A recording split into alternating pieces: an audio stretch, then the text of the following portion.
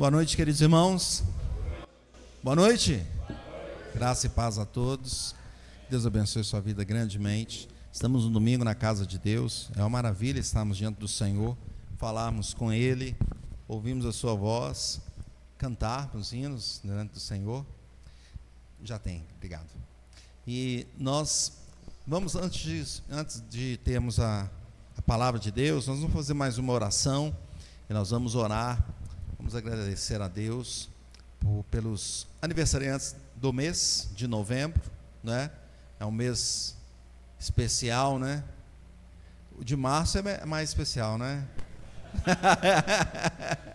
Mas o de novembro, aí tem alguns que gostam de novembro, não tem? Então, olha só, nós temos aí alguns. Nós temos o Assis, não tem, Assis? Assis, mês de novembro. Também temos o Samuel. Samuel, mês de novembro? Que bênção, hein, Samuel? Também temos a Aninha, não é isso? Aninha no mês de novembro. Tem mais alguém que é do mês de novembro que a gente não citou? Ou o nosso irmão que está visitando aqui, Luciano, também não, né? Ah, só você. Então vem aqui à frente, nós vamos orar por vocês.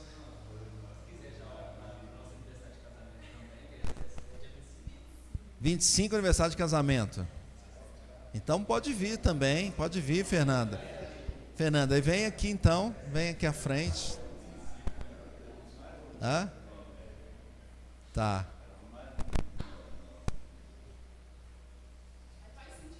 Olha só que benção, né? E aí a Fernanda também já representa a Aninha aqui, né? Mas pode vir também o Léo e a Cíntia, né? Que fizeram aniversário dia 31 de outubro, casamento. E também eles são a família do altar no mês de novembro. Ele não sabia, né? Família do altar no mês de novembro, não é? Então nós vamos agradecer a Deus pelos aniversariantes e a família no altar. Vamos pedir a Deus para fortalecer vocês mais um ano na presença do Senhor, não é? Que vocês nunca abandonem o caminho de Deus, né? E os casais aí, que fiquem firmes, não é? Assim como o Senhor Jesus segura a igreja e não deixa ela escapar, que os maridos aí também seguram a esposa e não deixam escapar, e que amem a esposa e a esposa também ama o marido. Vamos louvar a Deus, vamos agradecer. Vamos ficar em pé, meus irmãos. Erga sua mão aqui para frente, nós vamos abençoá-los. Santo Deus, te agradecemos. Maravilhoso é o Senhor por mais um ano de vida dos nossos irmãos, a Aninha, que está sendo aqui representada pela Fernanda, pelo Assis, o Samuel. Que o Senhor abençoe para que eles continuem a caminhada da fé, a cada ano passando e mais firmes na tua presença. Que eles tenham saúde e alegria para poder servir ao Senhor. Abençoe também, Senhor, os casais, Senhor, mais um ano juntos, Samuel, a Fernanda, o Léo e a Cíntia. Que o Senhor que o Senhor continue fortalecendo esses laços, que esses laços sejam feitos pela palavra do Senhor e que eles nunca se afastem, mas cada dia mais estejam próximos um do outro, servindo um ao outro e servindo assim ao Senhor. Abençoe também a família do altar, o Léo e a Cíntia, que estão aqui também servindo ao Senhor aqui no Cascata. Que o Senhor os abençoe, que a cada desafio que eles colocam diante do Senhor, que a cada vitória eles agradeçam ao Senhor, que o Senhor prospere a vida deles, dando alegria de servir ao Senhor dia após dia. Te agradecemos por essas bênçãos que o Senhor tem nos dado, em nome de Jesus. Amém. Deus abençoe, meus irmãos. Depois lá fora eu cumprimento cada um de vocês. Muito bom. Queridos irmãos, nós vamos continuar a nossa exposição, não é? E nós temos uma série belíssima. Qual série que é? Tesouros de Davi, não é isso? Tesouros de Davi. Agradecemos aqui o Luciano que está nos visitando também. Deus abençoe sua vida, Luciano, fortemente. Abençoe o Ricardo, está conosco aqui, né? Ricardo, em breve vai se tornar um membro aqui da igreja também, né, Ricardo? Já é, né? Já está conosco aqui firme, daqui a pouco ele vai ser um membro firme aqui. E o Daniel, Deus abençoe sua vida grandemente. Continue firme no Senhor Jesus, não é? Nossa irmã Joaquina nos visita também, daqui a pouco vai ser membro também da nossa igreja. Deus abençoe a nossa irmã Joaquina, não é? A Eliana com a família dela ali, glória a Deus. Temos o Sidney que está nos acompanhando aqui. O Cláudio sempre vem, né, conosco, né? Cláudio fala, você vai para o Cascata, passa aqui, né? Pega uma carona, não é? Deus abençoe cada um de vocês. Meus irmãos, tesouros de Davi. Vocês estão achando que é tesouro ou não? Eu fico impressionado a cada salmo que Davi coloca, a gente lê, a gente estuda, é maravilhoso. Então nós vamos ler esse Salmo 12. Abra sua Bíblia, Salmo 12.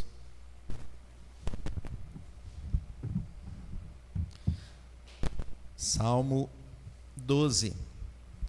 E eu convido você a ficar em pé mais uma vez, já que nós vamos até mais, vocês vão ficar sentados até umas 11 horas, não, brincadeira. Salmo 12, meus irmãos. O título da mensagem é Socorro contra a impiedade. Socorro contra a impiedade. Vou fazer a leitura do Salmo e os irmãos acompanhem comigo. Diz assim: Socorro, Senhor, porque já não há homens piedosos, desaparecem os fiéis entre os filhos dos homens. Falam com falsidade uns aos outros, falam com lábios bajuladores e coração fingido. Corte o Senhor todos os lábios bajuladores, a língua que fala soberbamente, pois dizem, com a língua prevaleceremos, os lábios são nossos. Quem é o Senhor sobre nós? Por causa da opressão dos pobres e do gemido dos necessitados, eu me levantarei agora, diz o Senhor, e porei a salvo a quem por isso suspira. As palavras do Senhor são palavras puras, prata refinada em cadinho de barro, depurada 7 vezes. Sim, Senhor, tu nos guardarás dessa geração, nos livrarás para sempre. Por todos os lugares andam os perversos, quando entre os filhos dos homens a vileza é exaltada. Feche teus olhos. Peço ao Senhor para falar contigo.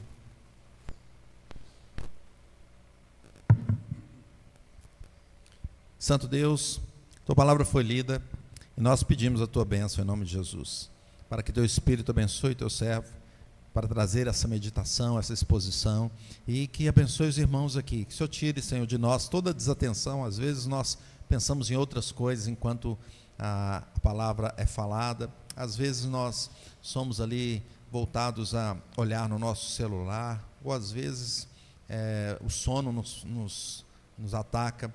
O Senhor tem misericórdia de nós somos fracos e pecadores, mas o Senhor é Deus Todo-Poderoso, não deixa a gente sair daqui vazio não, mas enche o nosso coração nessa noite, nós pedimos, Pai, em nome de Jesus, amém. Podemos sentar, meus irmãos? Essa semana nós tivemos esses acontecimentos lá no Rio de Janeiro, os irmãos acompanharam, acontecimentos assustadores, onde nós percebemos ali tantas pessoas que se enveredam por meio da impiedade, não é? E muitos até que defendem uma vida impiedosa. Isso não é um privilégio só do nosso tempo, não. A gente viu aqui Davi falar sobre isso. Davi mostra que na sua época a situação era difícil também, não é? E ele mostra, esse salmo, ele mostra isso de uma forma tão interessante já no seu início. Qual que é a primeira palavra que está aí no salmo? Socorro, não é assim? Até na nossa igreja tem uma irmã que chama Socorro. Aí eu comecei assim, socorro! Ô irmã, calma, não estou te chamando não. É o salmista mesmo, minha irmã, que está usando essa palavra aqui, o salmista Davi, né? Veja que o título que ele põe aí é o mestre de canto para instrumentos de 8 cordas, né? O seu instrumento tem 6 cordas. Ele escreveu esse salmo para tocar com um instrumento de 8 cordas, salmo de Davi. Socorro, ele começa assim, gritando.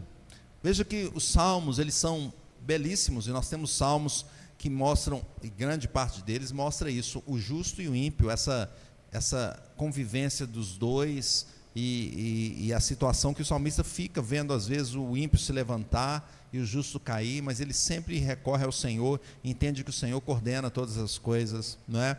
Em alguns momentos o salmista fala assim, eu estava vivendo essa situação aqui, em outros não, mas todos os salmos falam conosco no nosso dia de uma maneira tão forte. Às vezes ele pede misericórdia a Deus, como o Salmo 6, em outros momentos ele pede a Deus para defender, como se fosse um processo judicial, Deus defenda a minha causa, como o Salmo 7. Em outros momentos, como o Salmo 8, ele canta alegremente ao Senhor, pois o Senhor o chamou para trabalhar no reino de Deus.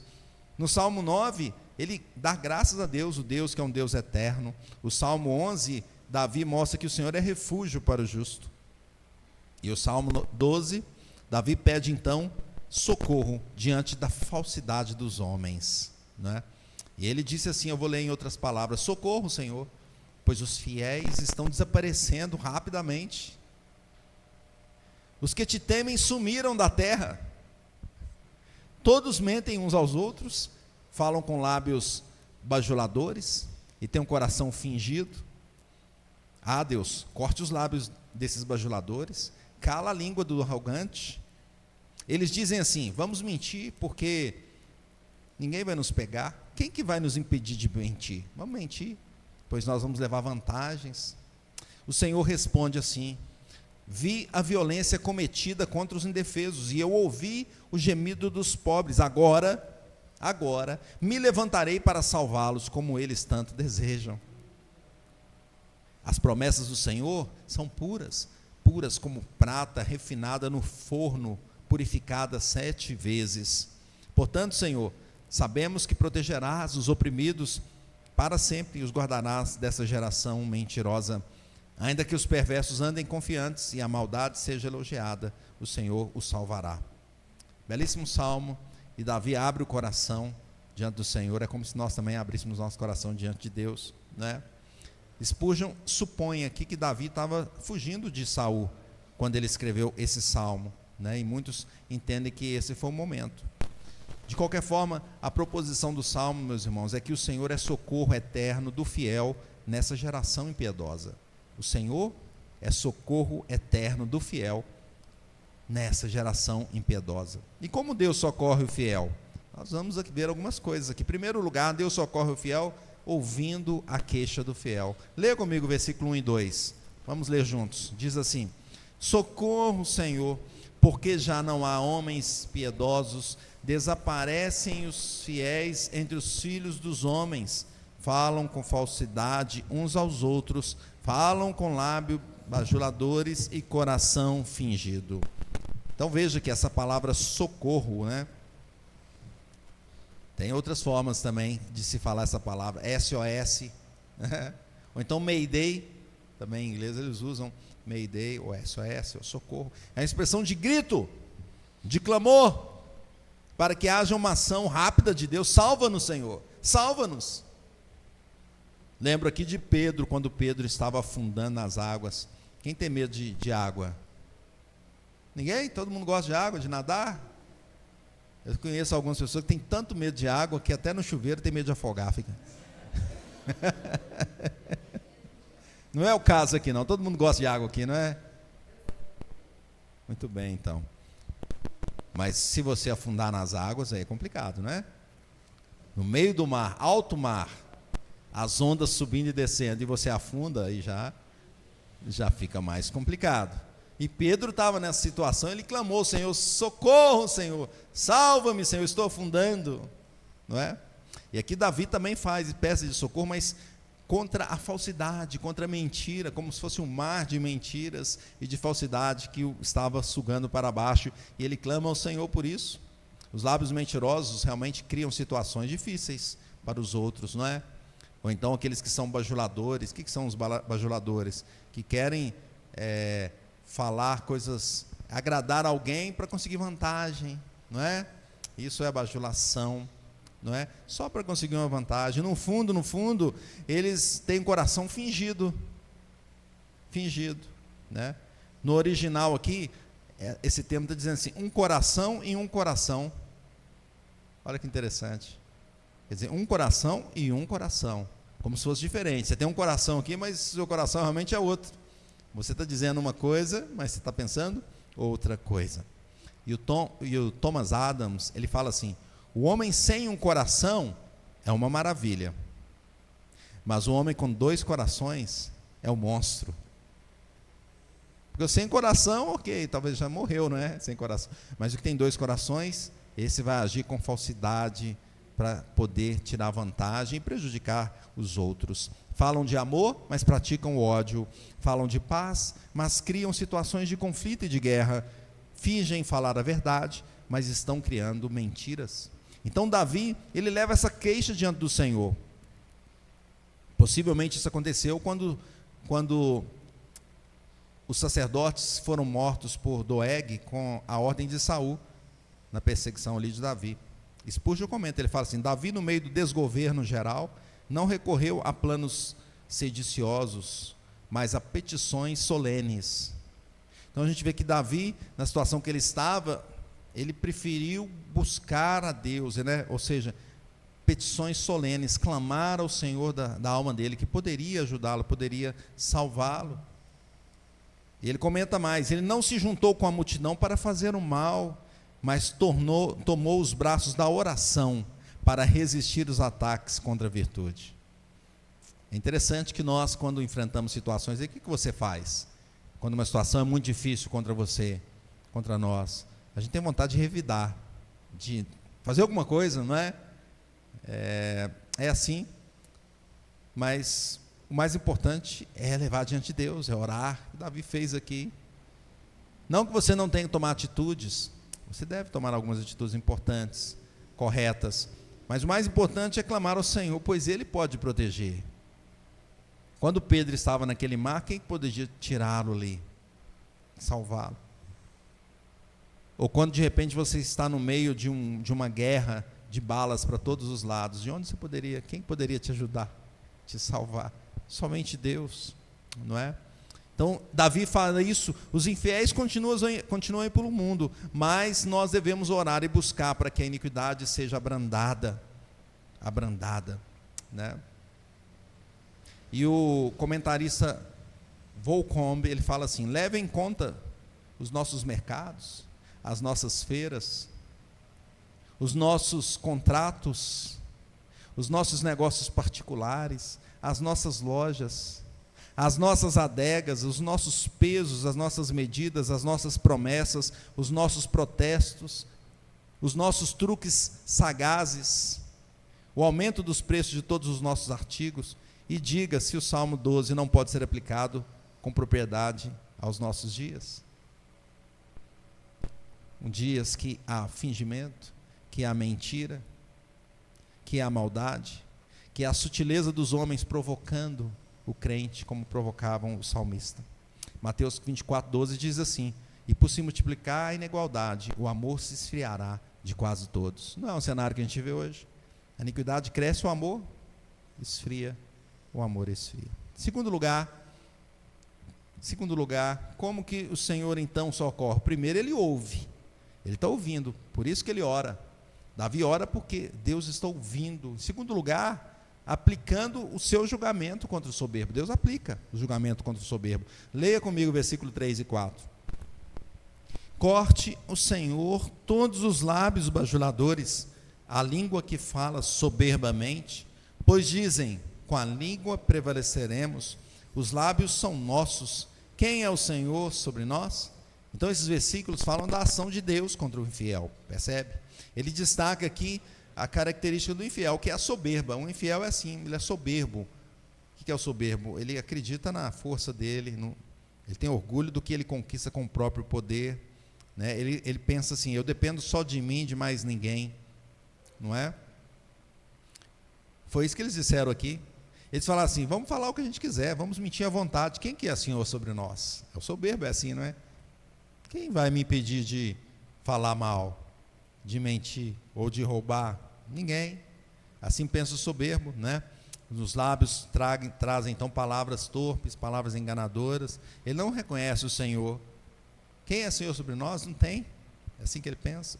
Ou seja, posso fazer o que eu quiser, não devo situação a ninguém, não é? Meu corpo, minha regra, minha vontade é que vai prevalecer.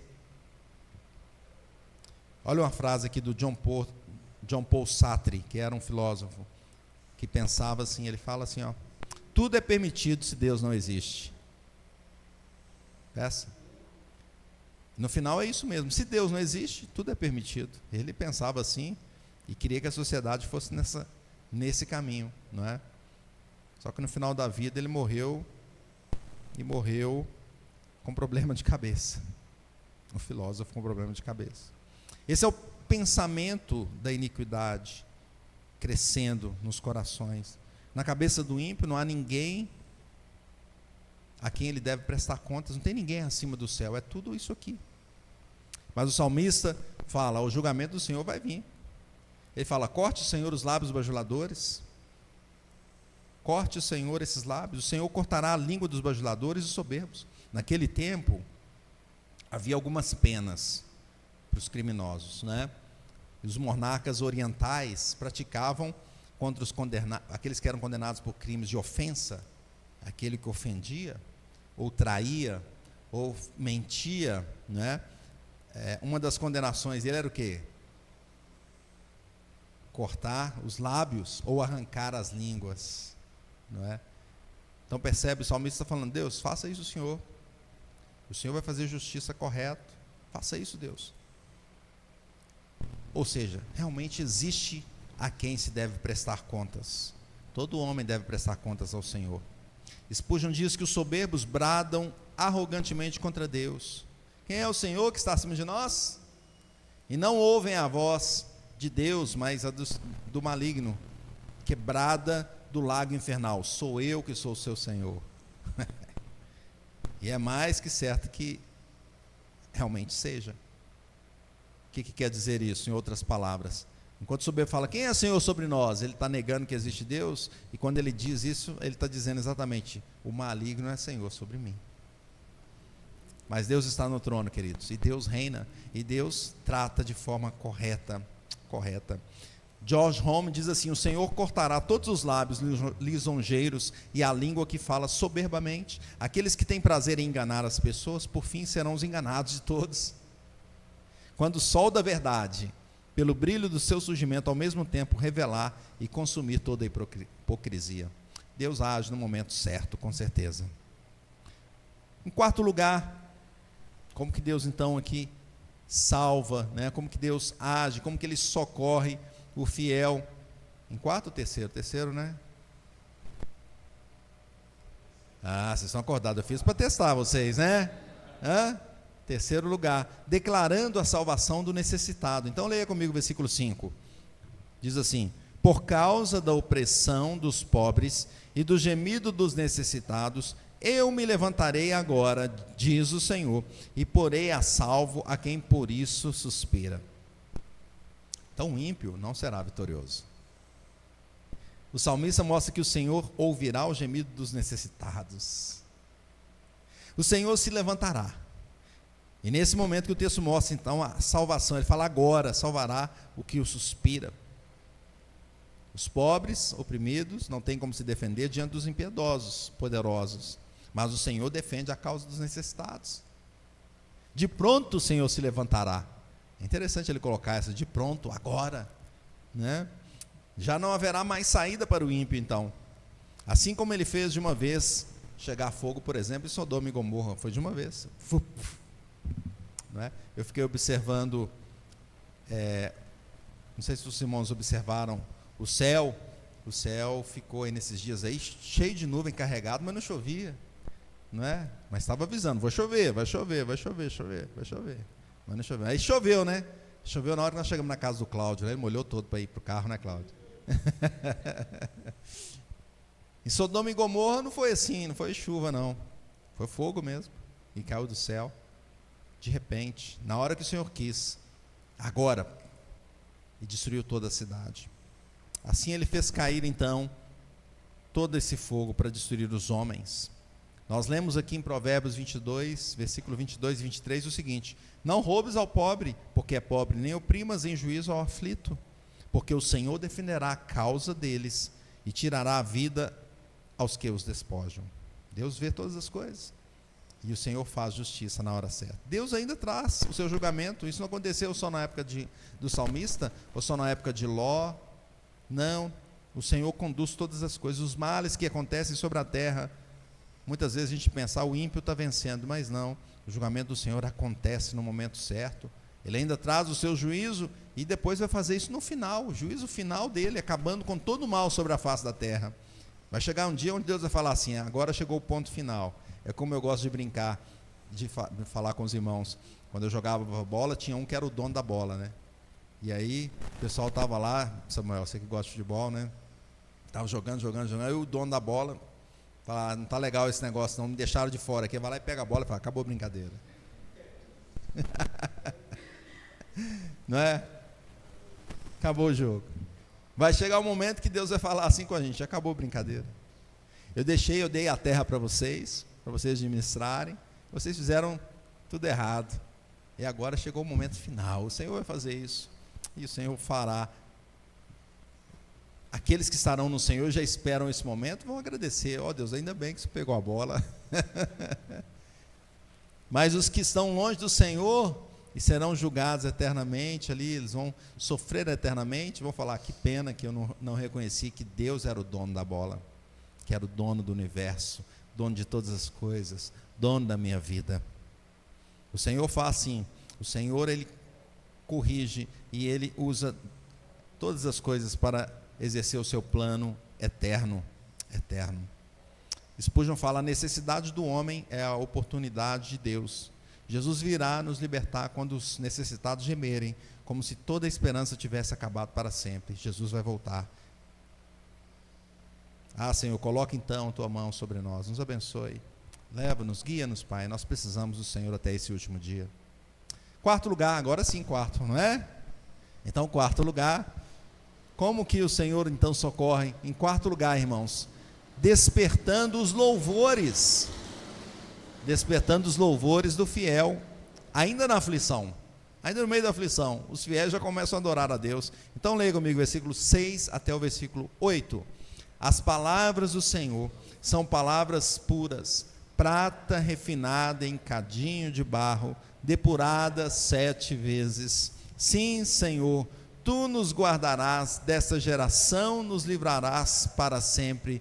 Por todos os lugares andam os perversos, quando entre os filhos dos homens a vileza é exaltada. Então nós vemos aqui que o salmista reconhece a ação de Deus em seu socorro e o louva. O salmista já está louvando o Senhor, não é? Ele fala assim, olha que interessante esse texto, né? Dizendo que suas palavras são refinadas como prata pura, 7 vezes no fogo. O cadinho de barro, você conhece o cadinho de barro? O cadinho de barro é com um recipiente em formato de pote que suporta altíssimas temperaturas, né? É como se fosse um refratário, não é? Aqueles alto-fornos, por exemplo, eles são, como é que esquenta e não queima o próprio forno? Porque ele é feito de um material, não é? Tipo um refratário, que ele pode pôr o fogo que ele vai ali aquecer, vai queimar até o ferro, o metal, mas vai derreter o metal, mas ele não se queima, como se fosse um refratário, né? E nele a prata é depurada várias vezes, como se mostra, para se mostrar puríssima. Então, uma prata ou também o ouro, para que ele fique puro, ele é depurado ali muitas e muitas vezes para ficar purinho, né, irmão? Na Manesma.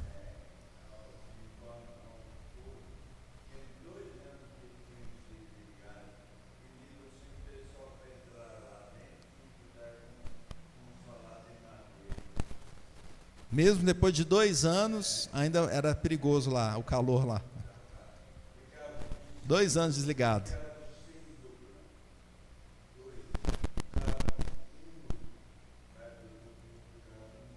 Pois é, pensa então. Então ele usa essa ilustração, mostrando que a palavra do Senhor é puríssima. Ela é depurada 7 vezes, como a prata é depurada 7 vezes para ficar puríssima.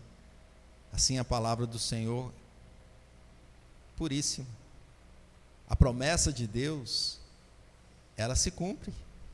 A palavra de Deus que está diante de nós, às vezes a gente passa rápido por ela. Por exemplo, hoje na mocidade, na classe dos jovens, eu li toda a carta de Filemão, né? O pessoal até brincou, vamos ler um livro inteiro da Bíblia hoje.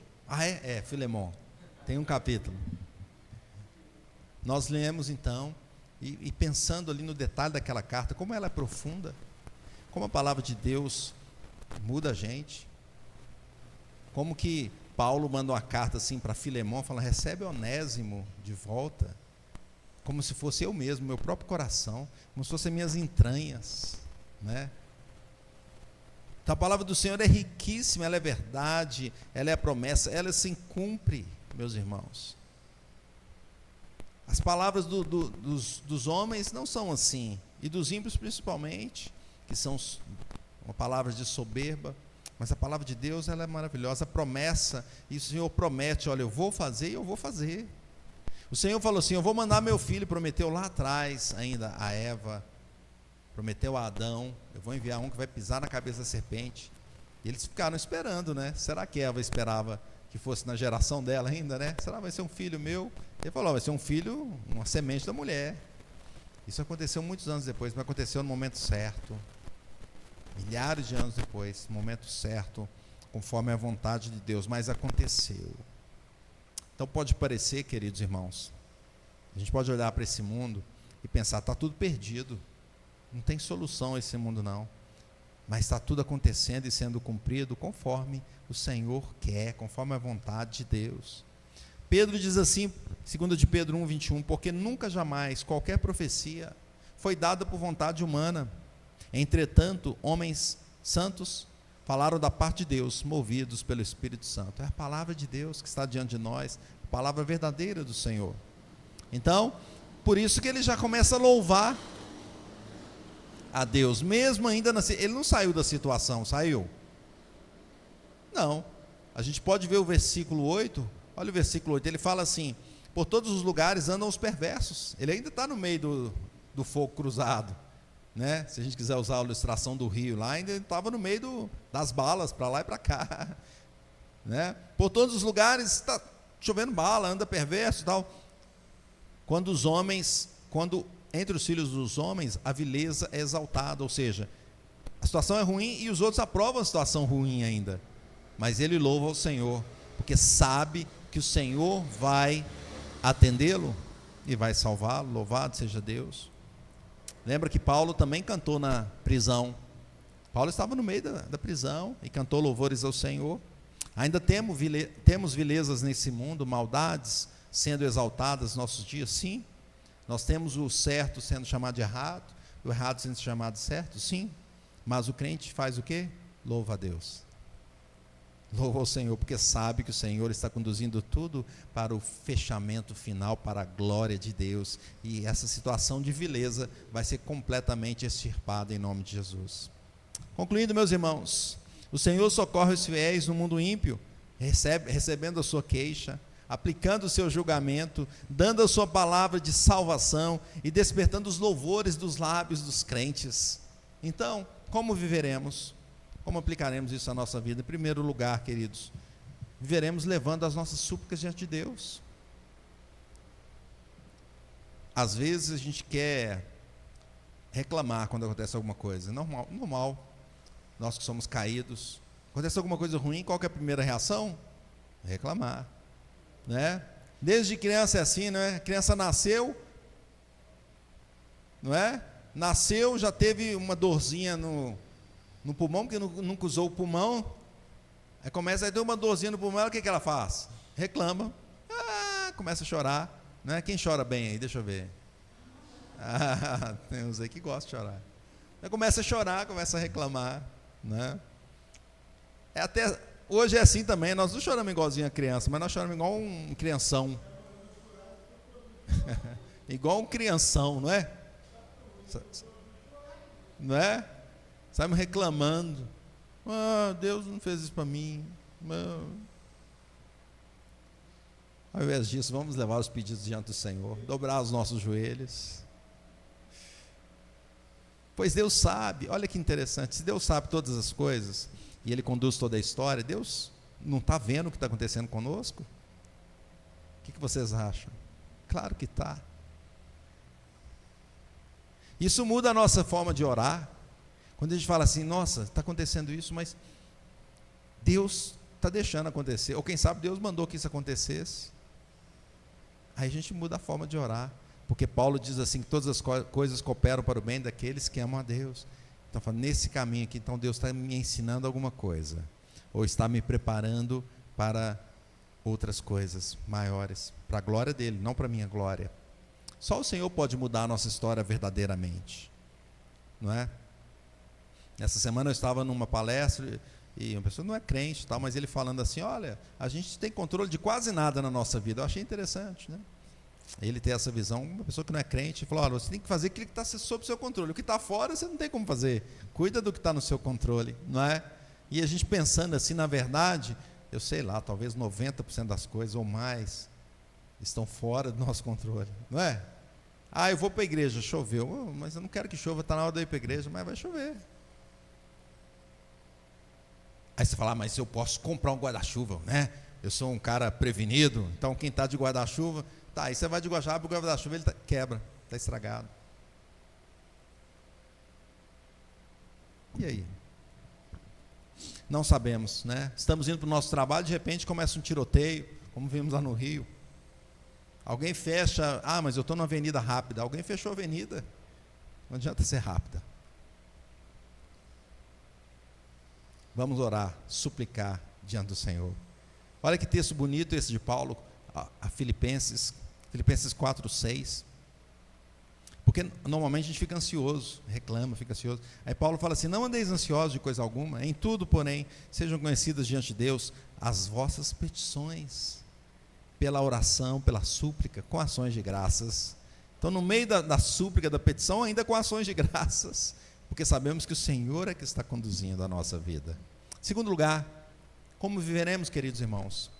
Confiando na palavra do Senhor. Eu vi essa semana uma imagem na internet, dessas que aparecem, né, nas mídias sociais, às vezes as pessoas gostam de colocar, e é uma imagem de uma criança, né, que o pai está embaixo, a criança está no alto assim, ele fala, pode pular, e a criança vai, pula, e o pai pega a criança, né, e aquela criança naquele momento ali não titubeou, ela pulou, ela confiava que o pai ia salvá-la, né? Quanto mais nós, meus irmãos, nosso Pai, nosso Deus, é o Senhor Todo-Poderoso, nós devemos confiar na sua palavra. A gente não sabe tudo que vai acontecer, né? A gente quer ter o controle, mas não tem. O nosso irmão aqui estava dirigindo, alguém foi e abriu a porta na frente dele. Mas Deus está conduzindo a nossa vida, a nossa história, em todos os momentos. Devemos confiar no Senhor. Segundo aos Coríntios 3:4 diz assim, e é por intermédio de Cristo que temos tal confiança em Deus, não que por nós mesmos sejamos capazes de pensar alguma coisa, como se partisse de nós. Pelo contrário, a nossa suficiência vem de Deus. Olha que beleza. A nossa suficiência vem de quem? Vem de Deus. Louvado seja Deus. Vamos confiar na palavra do Senhor. Meus irmãos, terceiro lugar, como viveremos? Viveremos louvando ao Senhor, não é isso que o salmista fez aqui? Louvando ao Senhor. Mas mesmo no momento de crise, louve ao Senhor. Cante louvores a Deus, exalte ao Senhor da sua vida. Colossenses 3,16 fala assim, habite ricamente em vós a palavra de Cristo, instruí-vos e aconselhai-vos mutuamente em toda a sabedoria, louvando a Deus com salmos, hinos e cânticos espirituais, com gratidão em vosso coração. Louvando ao Senhor com gratidão em nossa vida. Portanto, queridos, levemos nossas petições ao Senhor, clamando por socorro ao nosso Deus, pois Ele nos salvará o seu povo, conforme Ele prometeu. Ele já prometeu isso em sua palavra, e Ele vai cumprir. Por isso nós devemos já louvar ao Senhor, desde agora e para sempre. Amém. Vamos orar. Feche os teus olhos, clame ao Senhor a sua vida.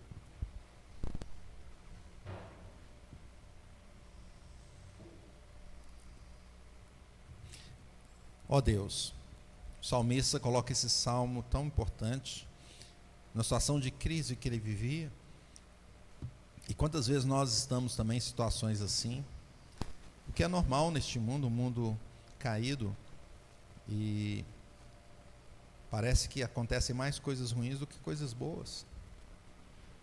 Deus, mas nós sabemos que o Senhor está conduzindo todas as coisas, pois a tua palavra disse assim, e nós confiamos no Senhor, Deus. Pedimos, fortaleça a nossa fé, não nos deixe perecer pelo caminho. Há tantos que estavam correndo conosco, que ficaram pelo caminho, desistiram da caminhada da fé. Deus, não deixe isso acontecer com cada um de nós. Pelo contrário, Pai, fortaleça a nossa vida, nos dê a fé no Senhor, nos dê a certeza de que a Tua palavra será cumprida, e os que estão com o Senhor serão guardados até o final, o nosso depósito será guardado até o final, Deus. Ajuda-nos, Pai, guia-nos, Abençoe, Senhor, abençoe a nossa igreja, a nossa congregação, os irmãos que estão, às vezes, desanimados espiritualmente. Anima, Pai, em nome de Jesus, e que essa igreja cresça para a Tua honra e para a Tua glória. Agradecidos estamos pela Tua palavra, em nome de Jesus. Amém. Irmãos, vamos nos preparar para a ceia do Senhor. Abra a sua Bíblia enquanto eu me dirijo para a mesa, em Mateus capítulo 26. Mateus capítulo 26.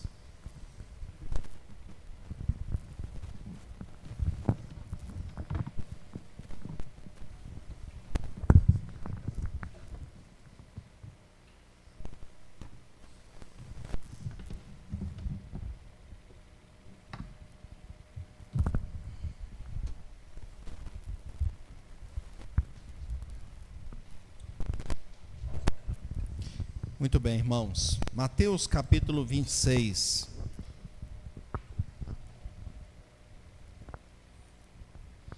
Essa é uma palavra que Jesus disse aos discípulos como cumprimento. Ele está mostrando, o cumprimento está próximo do que Deus tinha falado lá atrás. E é interessante, né? Que era uma bênção para os discípulos, mas os discípulos não queriam. Não, Jesus... Pedro não falou assim com ele? Jesus, você não vai morrer, não. Pedro, o que você está falando aí? Arreda-te, Satanás. Né? Satanás está influenciando a sua vida aí. Está jogando seta e você está acreditando aí. Não é? Então Jesus, no final, próximo da sua morte, ele fala assim, Mateus 26, 26. Enquanto comiam, tomou Jesus um pão, e abençoando partiu, deu aos discípulos, dizendo, tomai, comei, isso é o meu corpo. A seguir tomou um cálice, e tendo dado graças, o deu aos discípulos, dizendo, bebei dele todos, porque isto é meu sangue, o sangue da nova aliança, derramado em favor de muitos, para a remissão de pecados. E digo-vos que desta hora em diante, não beberei deste fruto da videira, até aquele dia em que o hei de beber novo convosco no reino de meu Pai. Veja que Jesus, então, está dizendo, olha, eu vou entregar o meu corpo e meu sangue por vocês. E ele estabeleceu essa ordenança, nos deu essa ordenança, nos dizendo que esses elementos, então, seriam como fosse uma lembrança do que ele fez por nós. Não é? E ele falou, façam isso até o final, até quando eu voltar. É uma ordenança que vai até o dia que Jesus voltar. E esse momento da ceia é especial, porque nós somos alimentados, não fisicamente, porque são pequenos, né? Aqui os elementos, né? O pão que nós vamos comer, nós cortamos pequenininho, não é? O cálice também é só um pouquinho. Não dá para saciar a nossa fome física, não é? Mas espiritualmente, sim. O Senhor Jesus é que pode nos encher espiritualmente. E claro que a nossa fome física, vamos dizer assim, a nossa sede, né? Quando pega mesmo, né? A gente está com fome. Eu estava indo viajar, uma pessoa sentou do meu lado, num lugar que eu estava comendo, e a pessoa disse, eu estou com fome, né? Eu não quero dinheiro, eu estou com fome. É complicado, não é? Aqui alguns nem esperam ter fome, né? Já comem antes da fome para garantir que não vai ter fome. Mas no espiritual a gente parece que não tem essa capacidade igual ao físico de perceber que está sendo, a gente sente que está faltando alguma coisa, mas não sabe que é exatamente Deus. Aí a gente busca encher de outras coisas. Mas o que realmente nos alimenta é a palavra de Deus, é o Senhor Jesus. E esse momento da ceia é um momento especial nesse sentido, onde nós somos edificados pela graça do Senhor. O pão representa o corpo de Cristo. O fruto da videira representa o sangue de Cristo. E todos os dois foram entregues para nos dar vida, para salvar. Vamos então participar desses momentos. Antes disso, feche os teus olhos, peça ao Senhor, examine o seu coração, reconheça que você depende do Senhor, peça perdão pelas suas falhas e consagre a sua vida. Ó Deus, perdoa nossas falhas, Deus, os nossos pecados, os nossos erros. A gente lê um salmo onde fala de impiedade, mas quantas vezes nós mesmos queremos tomar ações iguais às dos ímpios? Tem misericórdia de nós, Deus. Limpa, Senhor. Purifica-nos. Nos abençoe. Consagre, Senhor, esses elementos que estão aqui colocados, para que haja a edificação do teu povo e a alegria da tua igreja, e tudo isso para a glória do Senhor. Oramos assim em nome de Jesus. Amém. Meus irmãos, nós vamos participar então do primeiro elemento, o pão, que representa o corpo de Cristo, foi partido por nós ali na cruz do Calvário. Jesus sofreu as dores. Às vezes a gente sofre uma dorzinha, né? Uma pelinha que sai assim, né? A gente fala, nossa, está doendo, parece que está doendo o corpo inteiro, né? Agora imagina, Jesus teve a coroa de espinho colocada na cabeça, né? Ele sim, foi o corpo inteiro, né? De cima e baixo, nos pés foram pregado ali o prego que o colocou na cruz, e tantos sofrimentos que ele passou, chibatadas, então, e ficou preso ali. Enquanto ele estava preso ali, os órgãos iam se descolando. Todas as dores ele sofreu para nos dar vida. E nós agradecemos ao Senhor. Então a ceia tem esse misto de sentimentos, de temor, porque o Senhor fez isso por nós. Não precisava, nós é que deveríamos estar lá. E de alegria, porque Ele fez isso para nos dar vida. Louvado seja Deus. Vamos participar. Quem participa? Todos os que são membros em plena comunhão com a sua igreja evangélica. Você então está em comunhão com a sua igreja, fique em pé. E nós vamos participar deste primeiro elemento. O nosso irmão Sidney, presbítero em disponibilidade, vai fazer a distribuição desses elementos. E vamos participar enquanto nós cantamos o primeiro verso e o refrão do hino 266. O de cruz se erigiu, dela o dia fugiu, como emblema de vergonha e dor. Mas eu sei que na cruz, nesse dia, Jesus deu a vida por mim, pecador.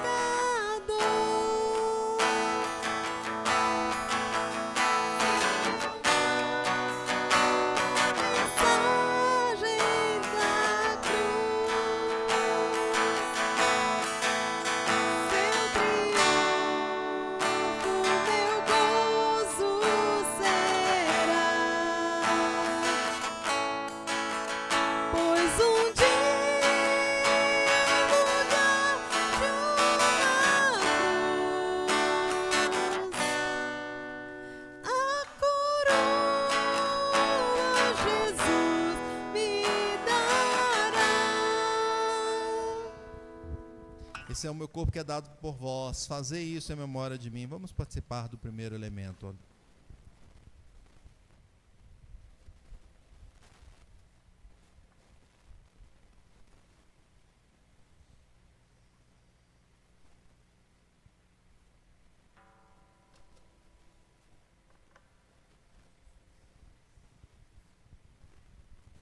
Glória a Deus, bendito é o Senhor, que se entregou por nós. Não fosse assim, não conseguiríamos ter acesso ao Pai, mas hoje temos, pois o véu se rasgou de cima a baixo por causa do sacrifício de Cristo. Louvado seja Deus. Por semelhante modo, depois de haver ceado, tomou também o cálice, dizendo: este cálice é a nova aliança do meu sangue, bebei dele todos, diz o Senhor Jesus. E quando nós fazemos isso, nós somos edificados espiritualmente e também damos o testemunho para o mundo de que o Senhor reina em nossa vida. Vamos participar da mesma forma. Fique em pé, você que está em plena comunhão com a sua igreja, e vamos participar do segundo elemento enquanto cantamos o segundo verso e o refrão do hino. Receba o segundo elemento. Glória dos céus, o Cordeiro de Deus, ao Calvário humilhante baixou.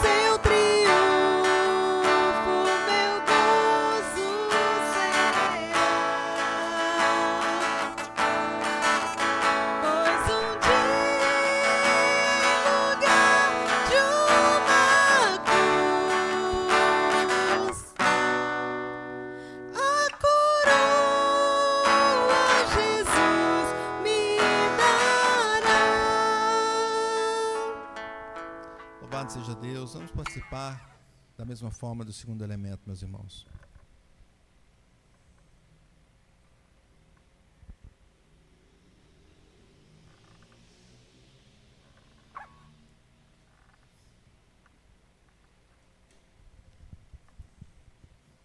Glória a Deus.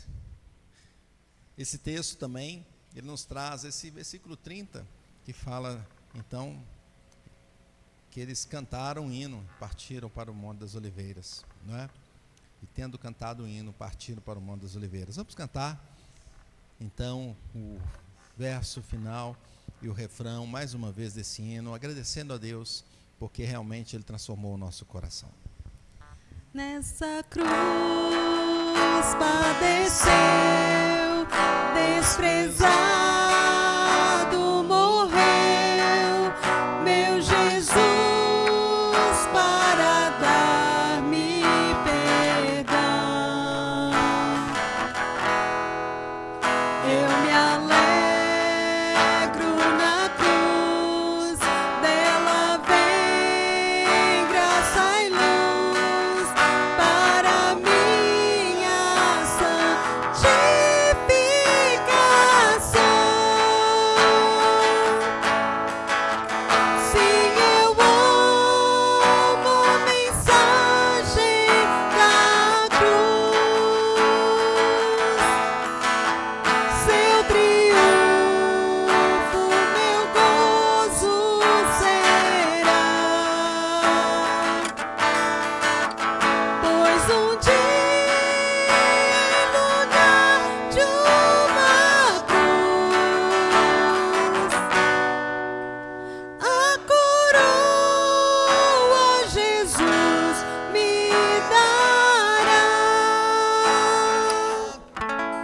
A coroa Jesus me dará. Louvado seja Deus, pela graça, para a glória de Deus. Vamos orar com o Sidney.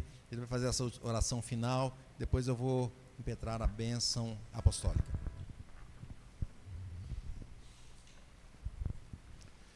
Pai querido, digno ao Senhor de toda honra, toda glória, todo louvor.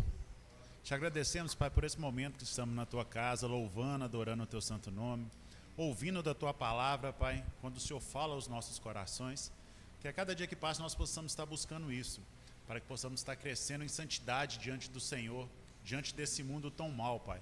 Te agradecemos pelo Teu amor, te agradecemos pelo Teu cuidado, te agradecemos pelo Teu perdão em Cristo Jesus, Pai, porque o Senhor, antes da fundação do mundo, já tinha projetado mandar Seu Filho para nos salvar, pois somos falhos, somos pecadores. Te agradecemos pelo Teu grande amor, e que a cada dia que passa nós possamos estar fortalecidos no Teu Santo Espírito. Encha-nos a cada dia mais, nos dê mais fé no Senhor, para que possamos ser reflexos de Jesus Cristo neste mundo. Nos dê uma semana abençoada por Ti. Essa é a minha oração em Teu Filho amado Jesus. Amém. Queridos irmãos, recebamos a bênção. O Senhor te abençoe e te guarde. O Senhor faça resplandecer o rosto sobre ti e tenha misericórdia de ti. O Senhor sobre ti levante o rosto e te dê a paz.